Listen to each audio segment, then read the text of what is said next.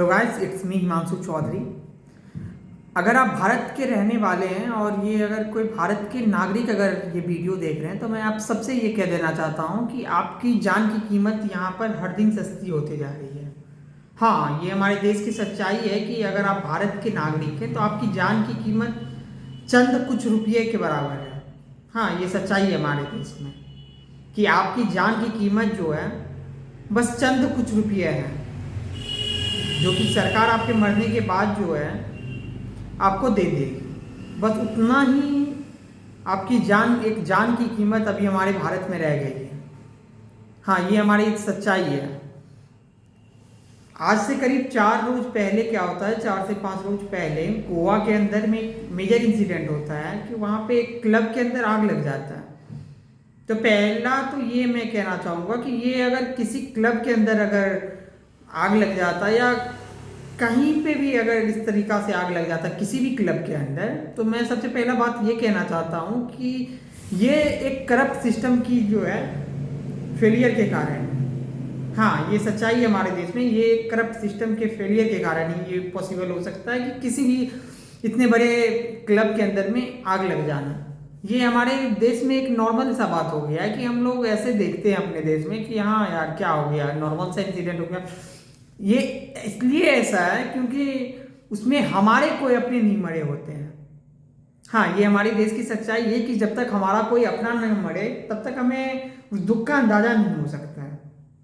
तो आज से करीब 4-5 रोज पहले क्या होता है, गोवा के अंदर में 25 लोग जो है एक फायर एक्सीडेंट के अंदर मर जाते हैं।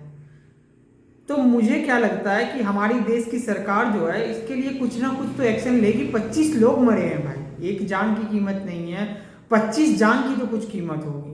तो मुझे लगा कि सरकार हमारी एक्शन लेगी, कुछ ना कुछ एक्शन लिया जाता है भाई इसके खिलाफ जो है, इतना अच्छा एक्शन लिया जाता है कि मुझे इस सरकार से, अपने देश से मतलब हर रोज जो है यहाँ पे कानून व्यवस्था खत्म होता हुआ नजर आ रहा है। हमको अपने देश के अंदर जो है यहाँ पे कानून व्यवस्था जो है वो खत्म होता नजर आ रहा है हर दिन।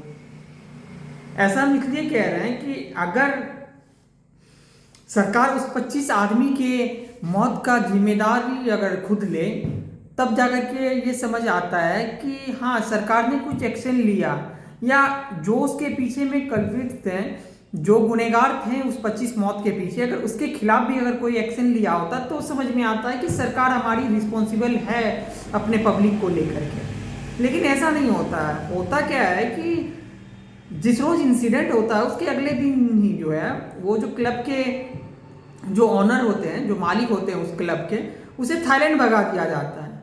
मतलब कैसे ये पॉसिबल हो सकता है विदाउट इंडियन गवर्नमेंट के सपोर्ट के? ये कैसे पॉसिबल हो सकता है कि आपके नाम का लुकआउट नोटिस जारी हो चुका है और आप क्या देश छोड़ करके बाहर निकल जाएं? ये तो पॉसिबल नहीं हो सकता है। तो उसके बाद क्या होता है कि हमारे जो देश के प्रधानमंत्री हैं, तो मुझे लगा कि यार इनका कॉन्डोलेंस तो हमेशा ही आता है हर इंसिडेंट के ऊपर में, बट मुझे लगा कुछ तो एक्शन लिया जाएगा। तो इनका एक्शन आया भाई, बहुत अच्छा एक्शन आया कि इन्होंने बताया कि मैं 2-2 लाख रुपया जो है हर मरे हुए आदमी को दूंगा। तो मतलब एक जान की कीमत जो है यहाँ पे बस चंद कुछ रुपये है। ठीक है, आपको मुआवजे के तौर पे आपकी जान की, अगर आपके परिवार से कोई मर जा रहा है तो आपको बस एक मुआवजा दिया जाएगा। अगर आप इस देश में रह रहे हैं, भारत के अगर आप नागरिक हैं, तो अगर आप यहाँ पे इंसाफ के बारे में सोच रहे हैं तो ये आपकी गलतफहमी है, क्योंकि आपको इंसाफ बिल्कुल यहाँ नहीं मिलने वाला है।